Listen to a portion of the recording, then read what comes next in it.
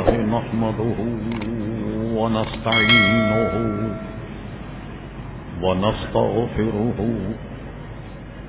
ونؤمن به ونتوكل عليه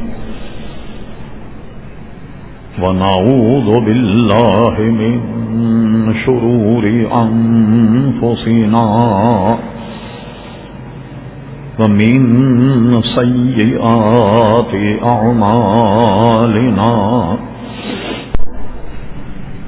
من يهده الله فلا مضل له ومن يضلله فلا هادي له ونشهد أن لا إله إلا الله وحده نذيرا صلى الله تعالى على خير خلقه سيدنا محمد وآله وصحبه أجمعين أما بعد فأعوذ بالله من الشيطان الرجيم بسم الله الرحمن الرحيم إنما يريد الله ليذهب عنكم الرجس أهل البيت ويطهركم تطهيرا صدق الله مولانا العظيم وصدق رسوله النبي الكريم إن الله وملائكته يصلون على النبي يا أيها الذين آمنوا صلوا عليه وسلموا تسليما اللهم صل على سيدنا ومولانا محمد معدن الجود والكرم وآله وبارك وسلم صلاة وسلاما عليك يا سيدي يا رسول الله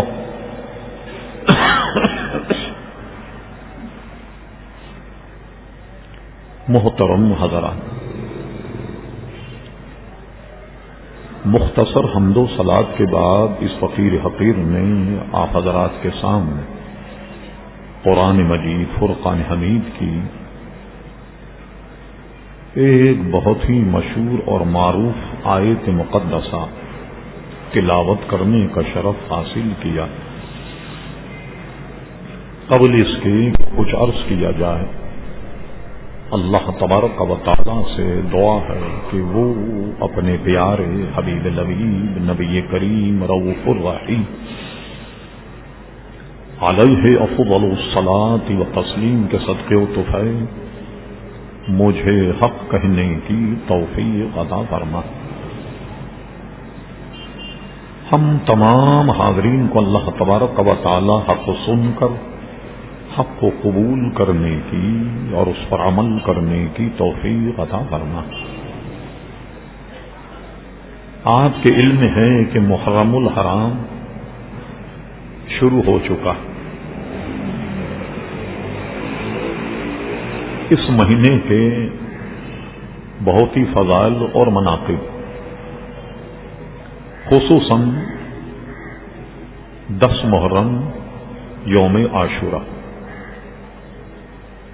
یہ دن بہت ہی باعث برکت، جس کو ہم آگے عرض کریں۔ حضور علیہ السلام کے زمانے میں بھی یہ منایا جاتا تھا، بعد میں بھی منایا جانے لگا، لیکن جب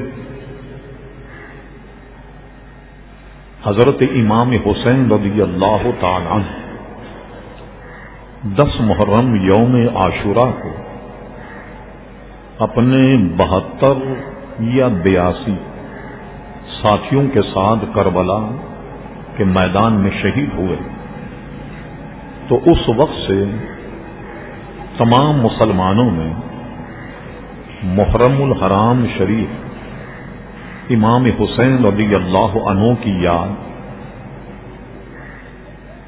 اور ان کے ساتھیوں کی شہادت، ان کی یاد منانے سے اسے موسوم کر دیا گیا۔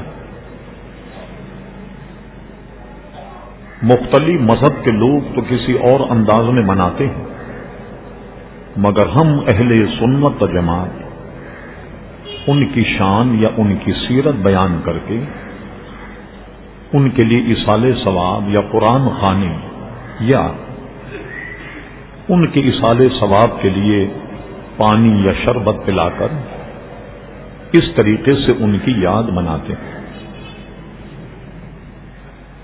لوگ جیسے اپنے آپ کو مار کر پیٹ کر کے یاد مناتے ہیں، یہ اہل سنت کا مذہب نہیں ہے، بلکہ اہل سنت کو ان تمام معاملات سے بچنا چاہیے۔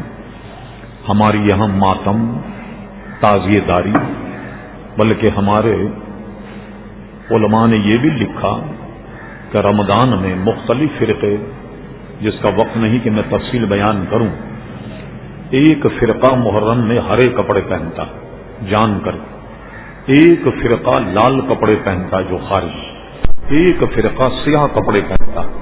ہمارے علماء نے لکھا کہ کم سے کم محرم میں اہل سنت کو یہ تینوں کپڑے جو ہیں وہ نہیں پہننا چاہیے تاکہ ان کی مشابہت نہ۔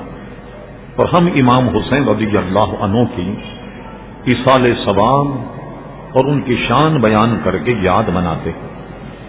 حضور علیہ السلام نے محرم شریف اور صحابہ نے کس طرح منایا؟ جب فتح مکہ ہوا تو ظاہر ہے کہ ایک بہت بڑی زندگی حضور علیہ الصلوۃ والسلام نے مکہ میں گزاری، پھر مدینہ شریف گئے۔ مدینہ شریف گئے تو یہ فتح مکہ سے قبل کا واقعہ۔ وہاں یہود اور نصارہ کافی تعداد میں موجود تھے۔ صحابہ کرام علیہم رضوان نے حضور سے کہا، یا رسول اللہ صلی اللہ علیہ وسلم، یہ حدیث صحیح ستہ میں موجود کہ یہاں کے یہود 10 محرم کو روزہ رکھتے ہیں، یوم عاشورہ۔ گویا ہم نے ان سے پوچھا کہ تم یہ 10 تاریخ کو روزہ کیوں رکھتے ہو؟ انہوں نے کہا کہ اللہ تبارک و تعالی نے موسیٰ علیہ السلام اور بنی اسرائیل کو اس دن نجات عطا فرمائی فرعون اور فرعونیوں سے، اس لیے ہم یہ دن مناتے ہیں۔ اور یہ واقعہ قرآن مجید فرقان حمید میں اجمالاً یوں موجود ہے کہ موسیٰ علیہ السلام اپنی قوم کو لے کر چلے تاکہ فرعون کے ظلم اور ستم سے اپنے اور اپنی قوم کو بچایا جائے۔ جب موسیٰ علیہ السلام چلے، کافی جب آگے بڑھ گئے تو پیچھے سے فرعون کا لاؤ لشکر آ گیا۔ اب موسیٰ علیہ السلام کے ماننے والے بنی اسرائیل کا، اے موسیٰ اب کیا کریں؟ یہ تو آن کر ہمیں پکڑ اور قتل کر لیں۔ موسیٰ علیہ السلام نے فرمایا مت گھبرا۔ اللہ تبارک و تعالیٰ نے فرمایا موسیٰ، یہ جو ہم نے تمہیں لاٹھی دی یہ لاٹھی دریا پر مارو۔ موسیٰ علیہ السلام جب لاٹھی دریا پر ماری، راستہ مل گیا، دونوں طرف سے پانی اس طرح جمع ہو گیا جیسے برف جمتا، اور موسیٰ علیہ السلام اپنی قوم کو نکال کر لے گئے۔ فرعون نے دیکھا کہ راستہ خشک ہے، اس نے بھی اپنا لاؤ لشکر جب ڈالا، موسیٰ علیہ السلام دریا عبور کر گئے اور فرعون کو اللہ تعالیٰ نے بم فرعونیوں کے غرق کر دیا۔ مشہور تاریخ میں یوم عاشورہ، تو ہم اس کی یاد مناتے ہیں کہ موسیٰ علیہ السلام اور ہماری قوم کو اللہ نے نجات عطا فرمائی، تو ہم روزہ رکھتے ہیں۔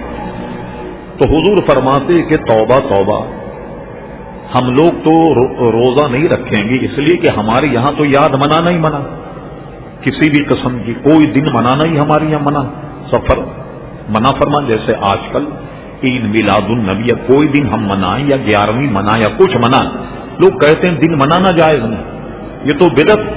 اچھا ایک بات سمجھ میں یہ نہیں آئی کہ عید میلاد النبی جو یوم مصطفیٰ اس کو منانا تو شرک ہے، اور جگہ جگہ بینر لگے حکومت سے اپیل کی جاتی یوم فاروق اعظم پر چھٹی دی جائے، یہ پتہ نہیں کیسا شرک ہے۔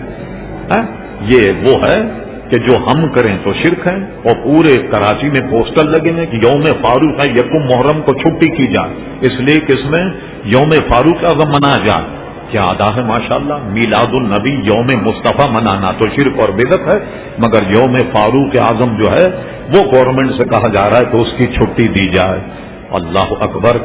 کسی شاعر نے کہا کہ تمہاری زلف میں اتری تو حسن کہلائی، اور وہ تیرگی جو میرے نامے سیاہ میں تھی، میرے نامے میں ہو تو کہتے اس کا تو کارنامہ بہت سیاہ ہے، اور یہی سیاہی تمہاری زلف میں اتری وہ حسن بن گئی۔ سبحان اللہ، جو ہم کہیں تو وہ شرک ہے، تم کہو وہ عین ایمان اور عین تقویٰ ہے۔ اللہ اکبر۔ تو حضور نے فرمایا کہ سبحان اللہ، موسیٰ علیہ السلام کا دن منانے کے تو ہم حقدار ہیں، اس لیے کہ انہوں نے موسیٰ علیہ السلام کی تعلیمات کو فراموش کر دیا، تو ہم نے تو موسیٰ علیہ السلام کی تعلیم کو فراموش نہیں کیا۔ قرآن مجید فرقان حمید میں توریت کا بھی ذکر ہے، زبور کا ذکر بھی ہے، انجیل کا ذکر بھی ہے، ہم نے تو موسیٰ علیہ السلام کی تعلیمات کو فراموش نہیں کیا۔ اس کی وجہ یہ ہے ایک بہت بڑا طبقہ یہودیوں کا موسیٰ علیہ السلام کو اللہ کا نبی مانتا، اور ایک طبقہ یہودیوں کا حضرت عزیر علیہ السلام کو اللہ کا بیٹا مانتا۔ موسیٰ علیہ السلام کو بھی مانتے اور اللہ کا بیٹا بھی مانتے۔ ہم نے اپنے سفر میں ایک یہودی جو ان کا بڑا تھا، پادری کہہ دیں جو کہہ دیں آپ، ان سے ہم نے کہا یہ بتاؤ تم جب جانور ذبح کرتے ہو تو کیا پڑھتے ہو؟ ہمارے یہاں بہت سارے اناڑی لوگ کہتے ہیں کہ یہود اور نصارہ کا ذبیحہ جو ہے نا وہ حلال ہے، اس لیے کہ حضور علیہ السلام یہ جو ہیں وہ اہل کتاب، ان کا ذبیحہ حلال ہے۔ تو ہم نے پوچھا تم کیا پڑھتے ہو؟ ہم نے بڑی تلاش کی، انسائکلوپیڈیا میں دیکھا تو ہمیں نہیں ملا کہ تم کیا پڑھتے ہو، اللہ کا نام لیتے ہو؟ اس یہودی پادری نے کہا ہم جب جانور ذبح کرتے ہیں تو حضرت عزیر علیہ السلام کا نام لیتے ہیں اور وہ اللہ کا بیٹا مانتے ہیں۔ تو دیکھا آپ، تو یہ تو یہود اور نصارہ جو ہیں یہ اسے منا رہے ہیں، تو ہم اسے کیسے منائیں؟ حضور نے فرمایا سبحان اللہ، ہم اس کے حقدار ہیں کہ موسیٰ علیہ السلام کا دن منائیں، اور صحابہ سے فرمایا کہ تم بھی عاشورے کا روزہ رکھو۔ پھر صحابہ نے کہا حضور یہ تو ان سے مماثلت ہو جائے گی کہ ہم بھی عاشورے کا روزہ رکھ، وہ بھی عاشورے کا روزہ رکھ۔ تو حضور علیہ السلام نے فرمایا کہ تم ایسا کرو کہ تم ان کی مخالفت کرو۔ کیسے مخالفت کریں؟ فرما تم ایسا کرو کہ 9 کا بھی روزہ رکھو اور 10 کا بھی روزہ رکھو، 9 محرم کا بھی روزہ رکھو، 10 محرم کا بھی روزہ رکھو، تاکہ موسیٰ علیہ السلام کا دن ہم منائیں اور ان کی مخالفت بھی کریں۔ تو دیکھیے حضور علیہ السلام دن منانے کے متعلق کتنی صاف بات کہہ دی، جس سے سارے مسائل اس پر غور کر لیا جائے۔ عزیزان گرامی، سارے مسائل جو ہیں وہ حل ہو سکتے ہیں، مگر کوئی غور کرنے کے لیے تیار نہیں۔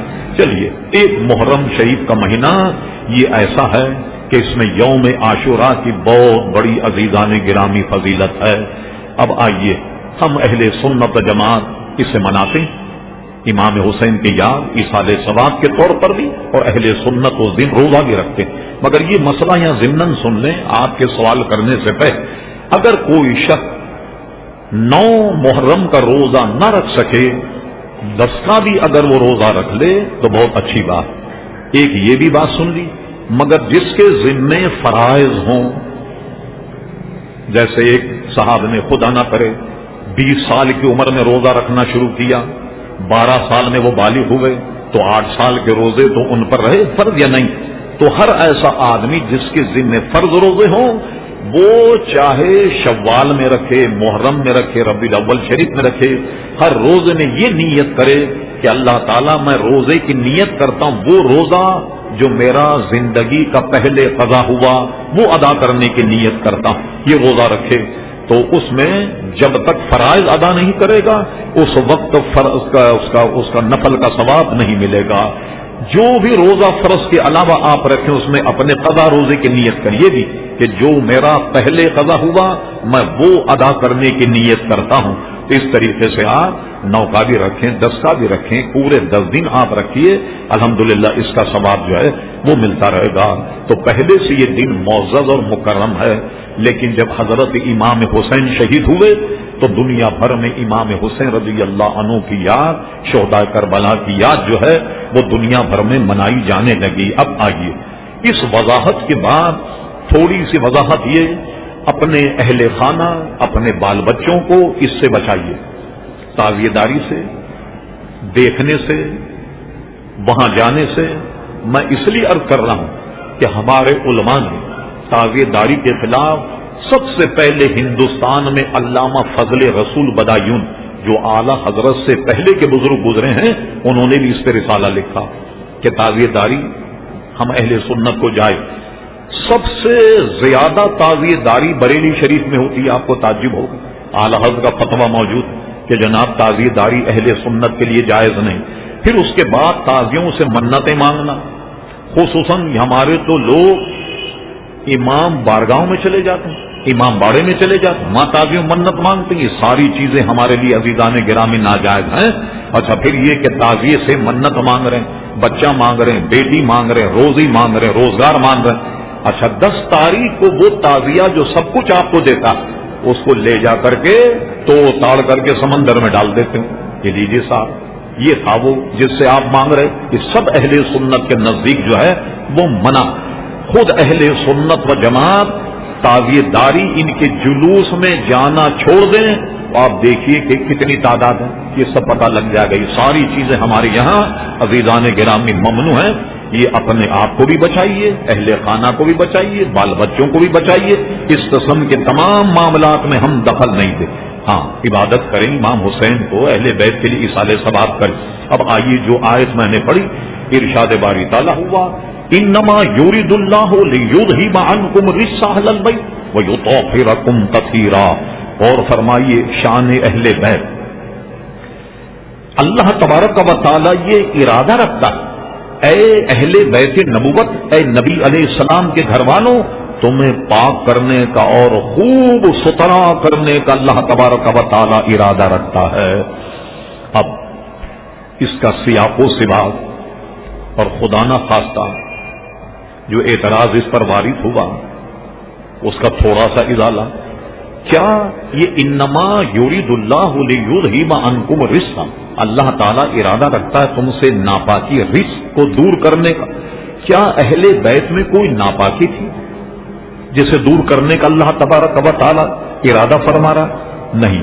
علماء اس کا جواب یہ دیتے ہیں کہ کبھی کبھی نعمت کے دوام کے لیے بھی ایسے الفاظ استعمال ہوتے ہیں. مسئلہ ہم نے گزشتہ سال بھی سمجھایا. ہم اور آپ مصلی پہ کھڑے ہیں سورہ فاتحہ پڑھ رہے ہیں. بھئی ہم اگر کوئی نمازی کوئی نماز نہ پڑھے اور نماز پڑھنے لگ جائے ہم کہتے ہیں اب آ گیا سیدھے راستے پر. پہلے نماز نہیں پڑھتا تھا مگر اب سیدھے راستے پر آ گیا. تو کیسے؟ بھئی نماز پڑھنے لگ گیا. تو نماز سے بڑھ کر کے تو کوئی سیدھا راستہ نہیں. جب نماز پڑھ رہے ہیں اس میں ہم پڑھ رہے ہیں اہدینا الصراط المستقیم جس کا لوگ ترجمہ کرتے ہیں دکھا ہمیں سیدھا راستہ. یہ سیدھا راستہ نہیں جس پر آپ پڑھے. لیکن اعلی حضرت فاضل بریلوی نے اس میں ایک ندرت پیدا کی کہ کئی صفحات کی بحث کو سمیٹ کر ترجمے میں رکھ دیا. اب اعتراض کیا ہم سیدھے راستے بنے کہ ہم کہتے دکھا سیدھا راستہ. تو اعلی حضرت نے ترجمہ ایسا فرما دیا کہ کہا اہدینا الصراط المستقیم چلا ہمیں سیدھا راستہ. کیا مطلب ہوا؟ اے اللہ تبارک و تعالی اپنے کرم سے تو نے صراط مستقیم تو عطا فرما دیا لیکن اب اس میں ہمیشگی عطا فرما ہمیشہ اسی راستے پر چلا. تو کیا مطلب ہوگا اب انما یرید اللہ لیذھب عنکم الرجس اے اہل بیت نبوت تم تو پہلے ہی سے رجس اور یہ جو ناپاک اس سے دور ہو اور اللہ تبارک و تعالی تمہاری پاکی کو دوام بخشنا چاہتا ہے تمہاری پاکی کو ہمیشہ برقرار رکھنا چاہتا. اب اس پر اور دوسری چیزیں بھی سن لیے. مثلا رجس ناپاکی کو بھی کہتے ہیں گناہ کو بھی کہتے ہیں یہ ساری چیزیں. اچھا اب جب فرمایا کہ تم سے یہ دور کر دی گئی تو معلوم ہوا کہ اہل بیت اطہار سے یہ ساری ناپاکیاں دور کر دی گئیں. اب آئیے یہ اہل بیت کون ہے؟ لوگوں نے اہل بیت کا معاملہ بالکل ایک چھوٹا سا دائرہ بنا کر کے کر دیا. اہل بیت کون ہیں؟ حضور علیہ السلام کے علاوہ حضرت علی ایک، حضرت فاطمہ دو، اور حضرت حسنین کریمین چار. بس یہ چار اہل بیت ہیں حضور علیہ السلام کو ملا کر کے، اور دوسرے جو ہیں وہ اہل بیت میں شمار نہیں کیے جاتے. کون ہے؟ حضرت علی، حضرت فاطمہ، حسنین کریمین، یہ حضور کے اہل بیت. ہم اہل سنت جماعت کا مذہب یہ ہے کہ حضور علیہ السلام کا تمام گھرانہ اہل بیت ہے. مثلا حضور علیہ السلام کی تمام ازواج یہ اہل بیت ہیں. حضور علیہ السلام کی تمام صاحبزادیاں اہل بیت ہیں. حضرت فاطمہ رضی اللہ تعالی عنہ کے علاوہ 3 اور صاحبزادیاں حضور علیہ السلام. سب سے بڑی صاحبزادی حضرت زینب اور حضرت رقیہ، حضرت ام کلثوم. اور جب حضور نے اعلان نبوت فرمایا تو یہ فضیلت حضرت فاطمہ کی کہ تینوں صاحبزادیاں اعلان نبوت سے پہلے پیدا ہوئیں اور اعلان نبوت کے بعد حضرت فاطمہ پیدا ہوئیں. ان چاروں کو وہ اہل بیت میں سے نہیں مان، خالی حضرت فاطمہ کو اہل بیت میں شمار کرتے. ہم نے، آپ کو یاد ہوگا، حضرت عثمان غنی رضی اللہ عنہ کی سیرت میں ہم نے یہ بیان کیا تھا کہ یہ بات تو حضور کی ایک صاحبزادی نص قرآن کے بھی خلاف ہے. اب سنیے قرآن کی آیت میں پیش کرتا ہوں آپ کے سامنے.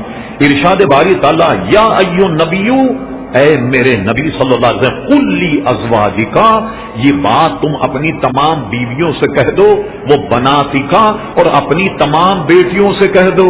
اگر حضور کی ایک بیٹی ہوتی تو قرآن کی آیت کیسے ہوتی؟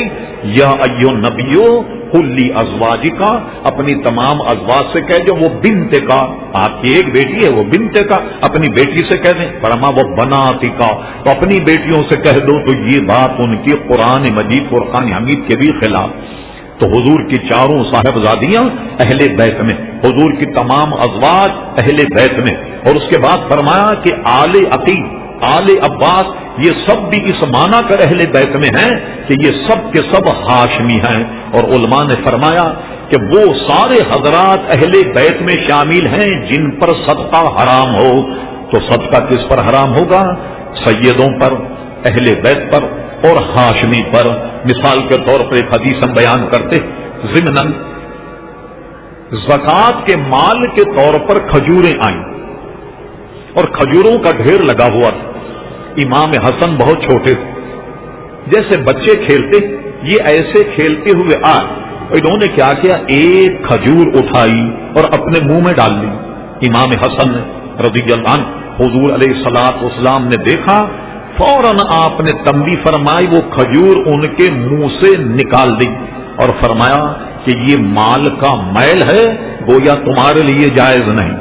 اس لیے سیدوں کو زکوٰۃ دینا منع ہے، سیدوں کو واجب صدقہ دینا منع ہے، اور اسی طرح سیدوں کو دینا بھی منع، اور ہاشمی کو بھی زکوٰۃ نہیں دے سکتے. یعنی جو حضرت عقیل کی اولاد یا حضرت عباس کی اولاد ہیں جو ہاشمی، یا حضرت علی رضی اللہ عنہ کے دوسری ازواج حضرت فاطمہ رضی اللہ تعالی عنہ کے وصال کے بعد جو آپ نے دوسری شادیاں کی، ان سے جو اولاد ہے وہ بھی سب ہاشمی ہے. تو ہاشمی کو بھی زکوٰۃ نہیں دی جائے گی. فرمایا کہ اہل بیت سے مراد وہ تمام لوگ ہیں جن پر اللہ تبارک و تعالیٰ نے زکوٰۃ اور صدقہ حرام کر دیا، یعنی لینے کے اعتبار سے. اللہ اکبر. تو حضور کی ازواج جو ہیں وہ بھی اس میں شامل. لوگوں نے دائرہ اتنا مختصر بنایا. اب آئیے، شیعہ حضرات کو ایک دلیل سوجی اور واقعہ بھی جو ایمان کو تازہ کر دے کہ صاحب اس سے پتہ لگا کہ حضور کی ایک ہی صاحبزادی تھی، 4 نہیں تھی. ورنہ اس واقعے میں آپ دکھائیے. آئیے، قرآن مجید فرقان حمید میں بھی اجمالاً اس کا ذکر ہے کہ حضور علیہ الصلوۃ والسلام کا مناظرہ نجران کے عیسائیوں سے ہوا. جب عیسائیوں سے ہوا مناظرہ تو وہ ہار گئے مگر باز نہیں آیا. جب باز نہیں آئے تو ہمارے آپ کے آقا کو جلال آ گیا. آپ نے فرمایا اب ہم تم سے مناظرہ نہیں کریں گے، مباہلہ کریں گے. مباہلے کا مطلب کیا ہوتا ہے؟ اس کے بڑے قواعد اور ضوابط کہ ہم نے کہ ہر آدمی جو مباہلہ کرنے لگ جائے. مباہلے کا مطلب کیا ہوتا ہے؟ شرعی تقاضے اگر پورے ہو جائیں، یہ تو حضور علیہ الصلوۃ والسلام ہیں، ان کی وجہ سے یہ بات جو ہے وہ جاری ہوئی امت میں. ایک آدمی دلائل سن کر کے عاجز ہو جائے جواب دینے کی، اور ہمارے اسلام ہمارے ایمان کو چیلنج کر رہا کہ تم غلط ہو، تم گمراہ ہو، یہ ہو وہ، اور ہم حق پہ، باوجود اس کے کہ مناظرہ ہار گئے، دلائل اس کے پاس نہیں. اب کیا ہوتا ہے؟ میں نے بتایا کہ شرعی تقاضے اگر پورے ہوں تو پھر اہل سنت کا عالم ان سے کہے گا کہ میں مباہلہ کروں گا. اور مباہلہ کیا ہے کہ صاحب ہم آگ جلاتے ہیں، اور آگ جلانے کے بعد دونوں ہم آگ میں کودتے ہیں، جو حق پہ ہوگا وہ بچ جائے گا، جو ناک ہوگا وہ جل جائے گا. ایسا ہمارے یہاں پاکستان میں بھی ہوا. اس دور میں چند سال پہلے ایک شخص تھا سندھی، اس کا نام تھا محمد پناہ. ایک وہابی سے کوئی معاملہ ہو گیا، اس نے کہا یا رسول اللہ، انہوں نے کہا یہ شرک، بات اتنی بڑی. اس نے کسی مولوی سے تو نہیں پوچھا، کہنے چلو آگ جلاتے ہیں، ہم دونوں کود جاتے. یہ ابھی کا واقعہ چند سال پہلے کا، اس کی اخباری تراشے بھی موجود ہیں. اور جس نے یہ کام کیا وہ بھی ابھی زندہ ہے، اور وہ جن کا پیر، جس پیر کا مرید ہے وہ پیر صاحب بھی ابھی زندہ. اس نے کہا چلو آگ جلاؤ. آگ جلانے کے بعد دونوں آگ میں کودے، دوسرا بھی آگ میں کودا، اور یا رسول اللہ کہہ کے آگ میں کودا. اس کا کچھ بھی نہیں ہوا اور دوسرا جل گیا. جگہ جگہ لوگوں نے اسے بلایا، لوگوں نے دیکھا کہ بھئی واہ یہ وہ آدمی ہے جو یا رسول اللہ کہہ کر آگ میں کود گیا اور اللہ تبارک و تعالیٰ نے بچا لیا. تو مباہلہ اس کو کہتے ہیں. یہ کئی ہمارے مشائخ اور ان سے ثابت ہے. عزیزان گرامی، اب آئی حضور نے فرمایا اب میں تم سے مباہلہ کروں گا، مناظرہ نہیں کروں گا. کون لے کر گئے؟ سنیے شان اہل بیت. امام حسین اس وقت بالکل صغیر سن تھے، حضور کی گود میں تھے. نجران کے عیسائی سامنے آ گئے، دونوں جماعتیں. حضور علیہ الصلوۃ والسلام نے امام حسین کو گود میں لیا، اور امام حسین کو امام حسن حضور علیہ السلام کی انگلی پکڑے ہوئے تھے، اور حضرت علی حضرت فاطمہ یہ حضور علیہ الصلوۃ والسلام کے آگے کی جانب تھے. اور یہودیوں سے کہا اب ہم تم سے مناظرہ نہیں، مباہلہ کرتے ہیں. تم ایسا کرو ابناءکم و ابناءکم، ہم اپنی اولاد کو لے آئیں، تم اپنی اولاد، نساءنا و نساءکم، ہم اپنی عورتوں کو لے آئیں، تم اپنی عورتوں کو لے آؤ، اور تم اپنی جانوں کو لے، ہم اپنی جانوں کو لے آئیں. اور اس کے بعد اللہ کے دربار ہم کہیں کہ جو جھوٹا ہے، لعنت اللہ علی الکاذبین، ہم ان پر لعنت بھیجیں کہ جو جھوٹا ہے. آؤ مناظرہ کرو. عیسائیوں کا بہت بڑا پادری سامنے آ گیا. اس نے جب حضور کو دیکھا، وہ لاٹ پادری کو لے کر آئے، مباہلے کا مسئلہ ہے، یہ ہمارے اور ان کے مذہب کی سچائی کا مسئلہ ہے. تو وہ آ گیا، اس نے حضور کو دیکھا، حضرت امام حسین کو دیکھا کہ وہ گود میں، امام حسن کو دیکھا حضور انگلی پکڑے ہوئی، حضرت فاطمہ حضرت علی کو دیکھا. اس بڑے پادری نے کہا قسم خدا کی تم ان سے مناظرہ مت کرو. کہا میں ایسے چہرے دیکھ رہا ہوں، ایسے نورانی، اگر یہ اللہ کی بارگاہ میں ہاتھ اٹھا لیں تو قسم خدا کی پہاڑ اپنی جگہ سے ہل جائے گا، اور عیسائیت قیامت تک کے لیے تباہ اور برباد ہو جائے گی.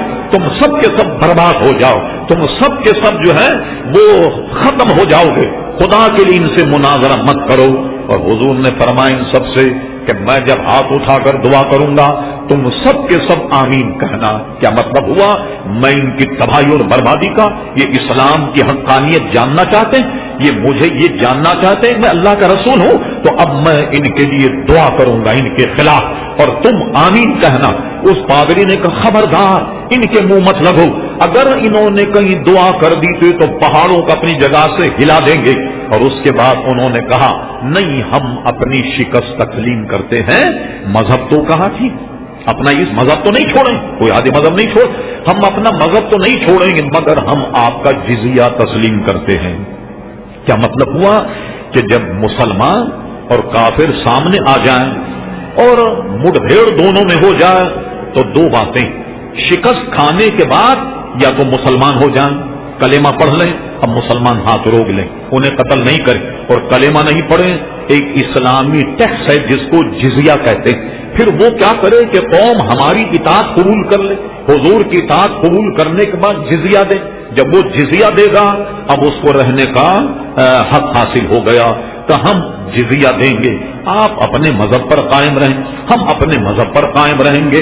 علامہ فخر الدین رازی رحمت اللہ تعالی تفسیر کبیر میں اس آیت کے موقع پر لکھا، اور صدر الافاضل بدر المماسک مفتی نعیم الدین رحمت اللہ تعالی نے کنز الایمان شریف اعلی حضرت کے ترجمے کے حاشیے پر اس واقعے کو لکھا کہ حضور علیہ السلام نے فرمایا اگر یہ ہم سے مباہلہ کرتے یہ جنگل پورا کا پورا آگ بن جاتا اور یہ جتنے عیسائی کھڑے ہوئے تھے سب بندر اور سور بن جاتے، سب بندر اور سور بن جاتے۔ یہ بات ان کے بڑے پادری نے دیکھ لی نورانی چہروں کو دیکھتے ہوئے کہ یہ اگر اللہ کی بارگاہ میں ہاتھ اٹھا لیں تو بڑے بڑے پہاڑ اللہ تبارک و تعالی ان کی دعاؤں سے کھسکا دے گا، تم کس چکر میں پڑے ہو، بعض مباہلہ ختم کر کے ان کی اطاعت قبول کر لو، ٹھیک ہے ہم آپ کے رعایا ہیں اور جزیہ آپ کو دیں گے، اس پر معاملہ ختم ہو گیا۔ اگر ایسا نہ کرتے تو حضور فرماتے ان میں کہ بعض لوگ سور بن جاتے، بعض بندر بن جاتے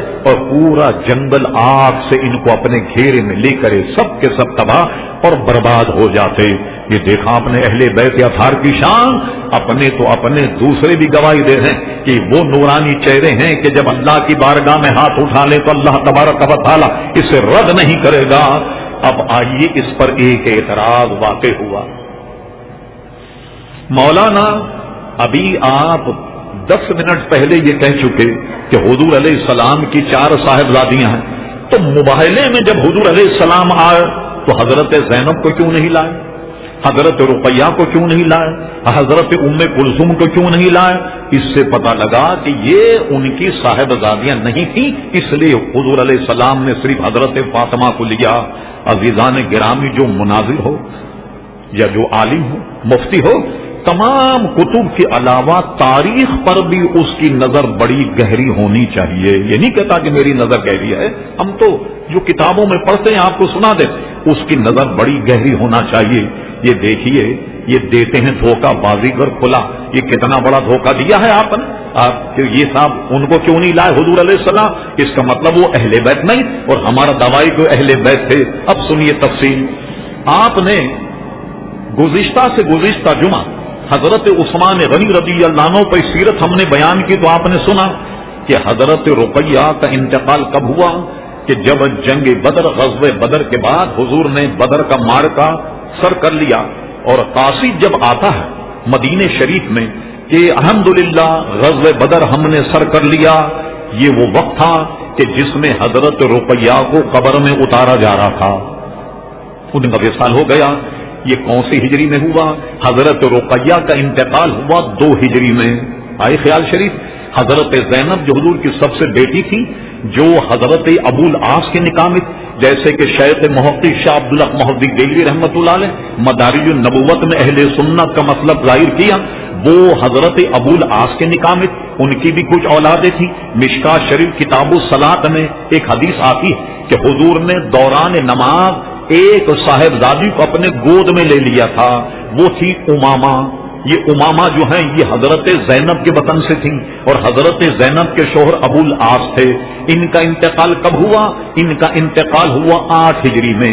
پھر حضور علیہ الصلوۃ والسلام جب مدینہ شریف آئے، حضرت رقیہ کا جب وصال ہوا، ظاہر ہے آپ تو ان کے ابا تھے، آپ کو افسوس ہوا۔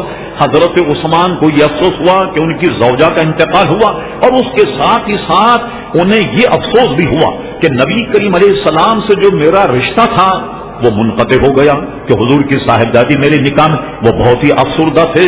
تو حضور نے ارشاد فرمایا کہ اے عثمان، اب ہم اپنی دوسری صاحبزادی حضرت ام کلثوم کا نکاح تمہارے ساتھ کرتے۔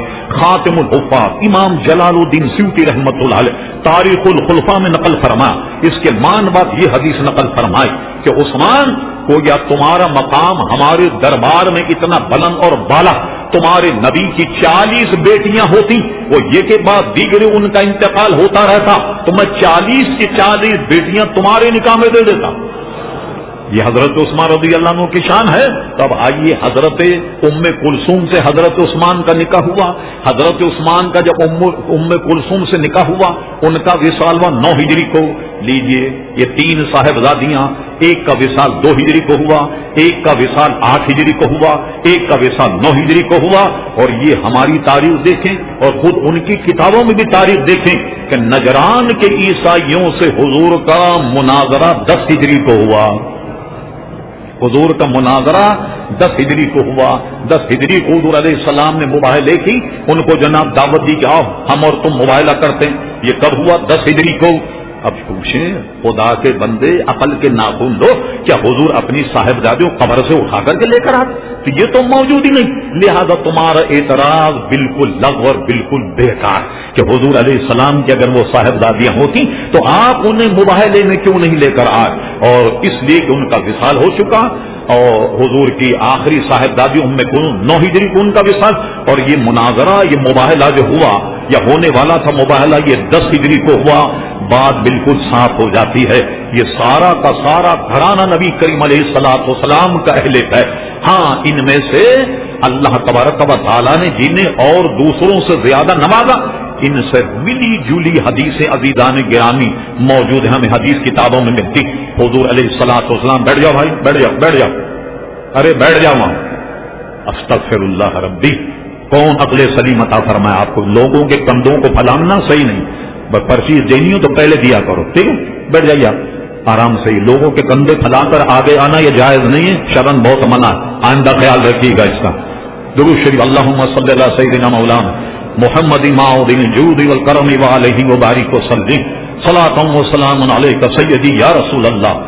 اب آئیے، حضور علیہ الصلوۃ والسلام کی محبت کا عالم ان اہل ہے. چونکہ مہینہ ایسا ہے، اس میں اور گفتگو ہم پھیلانا نہیں چاہتے کہ کہیں اور عنوان نکل جائے تو وہ گفتگو ہماری رہ جائے. صرف نکاح حضرت فاطمہ رضی اللہ تعالیٰ عنہ جو اعلان نبوت کے بعد پیدا ہوئی، اس معنی پر ان میں فضیلت زیادہ ہے. حضور علیہ السلام نے اللہ کے ارشاد کے مطابق حضرت علی سے آپ کا نکاح کرایا، اور نکاح کرانے کے بعد کیا ہوا؟ کنز الامال شریف میں حدیث ہے، حضور علیہ السلام نے ایک گلاس یا کٹورے میں پانی دم کیا، اور دم کرنے کے بعد آپ نے دونوں دلہا دلہن حضرت علی حضرت فاطمہ اس طریقے سے پانی چھڑک دیا، اور پانی چھڑکنے کے بعد فرمایا کہ میں نے ان کی نسل کو شیطان کے مکر و قید سے بچا دیا. یہ حضور علیہ السلام نے ارشاد فرمایا، اور اس کے بعد نکاح کرنے کے بعد رخصتی ہوئی. وقت نہیں کہ کیا اس میں جہیز تھا، کیا معاملہ تھا، کیا چیز دی گئی، اللہ اکبر، سب کچھ چھوڑی. جب حضور علیہ السلام نے اپنے جگر کا ٹکڑا حضرت علی کو دے دیا، یہ جہیز اور سونا اور چاندی، اس میں عزیزان گرامی کیا رکھا ہوا؟ غرض یہ کہ بڑے سادے انداز میں انہیں رخصت کر دیا. حضور کے محبت کا عالم یہ تھا کہ مدینہ شریف جب باہر جاتے، سب سے جن سے ملاقات مقصود ہوتی ان سے ملاقات کرتے، اور سب سے آخری میں حضرت فاطمہ کے یہاں جا کر ان سے ملاقات کر کے پھر سفر پر جاتے. اور جب سفر سے واپس آتے تو شفقت و مہربانی کا عالم یہ کہ سب سے پہلے حضرت فاطمہ کے یہاں جاتے رضی اللہ عنہا، اور اس کے بعد تمام لوگوں سے عزیزان گرامی ملتے، اور دونوں اپنے جو صاحبزادے نواز، ان پر شفقت و مہربانی کا عالم یہ تھا کہ حضور ایک مرتبہ حضرت فاطمہ کے گھر آئے، دیکھا کہ دونوں بچے رو رہے ہیں. آپ نے فرمایا بیٹی یہ کیوں رو رہے ہیں؟ کہا حضور گھر میں پانی موجود نہیں اور انہیں پیاس لگی ہوئی. اتفاق، حسن اتفاق پانی نہیں. تو آپ نے ایک صاحبزادے کو اپنے گود میں لیا اور اپنی زبان ان کے منہ میں داخل کر دی. آپ جانتے چھوٹا بچہ جو کوئی چیز منہ میں آئے وہ چوسنے لگ جاتا، تو وہ نواز سے حضور علیہ السلام کی زبان چوس کر سیراب ہو گئے، چپ چاپ ہو گئے، پیاس کی وجہ سے رو رہے. پھر دوسرے صاحبزادے کو گود میں لیا، ان کے منہ میں بھی اپنا زبان ڈال، اور وہ بھی ان کی زبان، آپ کی زبان چوس کر وہ بھی سیراب ہو گئے. ایک بات کا تو یہ پتہ لگا کہ ان دونوں شفقت و مہربانی کا عالم یہ کہ انہیں پیاسا دے کر اپنی زبان ان کے منہ میں ڈال دی. یہ شفقت کی انتہا، اپنی اولاد، اپنے نواسے نواسیوں سے، پوتا پوتی سے کہ زبان منہ میں ڈال. اور دوسرا پتہ یہ چلا کہ حضور علیہ الصلوۃ والسلام چونکہ سراپا معجزہ، آپ کی زبان کوئی بچہ چوسے تو وہ پانی سے اگر اس کو پیاس لگ رہی ہو تو وہ سیراب ہو جائے، اس کی پیاس بجھ جاتی. اس سے شفقت کا عالم اندازہ لگائی. ایک مرد مشکاہ شریفی میں، یہ سب نکات بیان کر رہا ہوں آپ کا وقت بچانا، حضور علیہ السلام اپنے کندھے پر حضرت امام حسن کو اٹھائے ہوئے جا رہے. کسی صحابی کی نظر پڑی، وہ تبصرہ کیے بغیر نہ رہ پائے. انہوں نے امام حسن کو مخاطب کر کے کہا پیارے صاحبزادے کتنی پیاری سواری پر سوار، کتنی پیاری سواری پر سوار۔ حضور نے دیکھ کر فرمایا کیا شاندار بات کہی، فرمایا یہ بھی تو دیکھو سوار کتنا پیارا۔ اس سے شفقت و مہربانی کا اندازہ لگائی۔ حضور علیہ السلام نماز پڑھا رہا، نماز پڑھانے کے دوران دونوں صاحبزادے چھوٹے، وہ حضور کے پیروں میں سے نکلنے کی کوشش کرتے تو حضور علیہ السلام حالت نماز میں ان کے لیے اپنے پیروں کو کشادہ کر دیا کرتے۔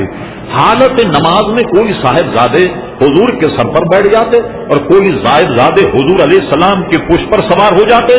راوی کہتے ہیں کہ حضور علیہ السلام انہیں دھکا نہیں دیتے، انہیں گراتے نہیں، بلکہ سجدے کو طویل فرما دیا کرتے ان کی وجہ سے کہ تاکہ وہ آرام سے اتر جائیں، سجدہ ان کے لیے طویل فرما دیا کرتے تھے۔